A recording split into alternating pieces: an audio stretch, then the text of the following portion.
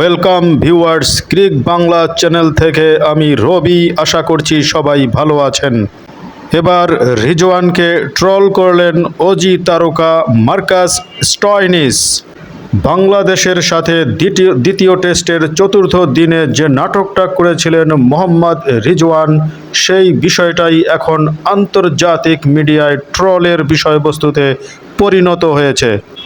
সেই বিষয়টাকে নিয়েই আনন্দে মেতে উঠলেন মার্কাস স্টয়নিস। দেখি আবার আসুন ভিডিওটাকে, কিভাবে তিনি ব্যঙ্গ করেছেন মোহাম্মদ রিজওয়ানকে।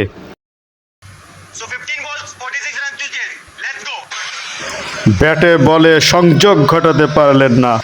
এবারে দেখুন, বোল্ড হয়ে সাইড স্ক্রিনের প্রবলেম দেখাচ্ছেন, ঠিক যেন রিজওয়ানের মতো।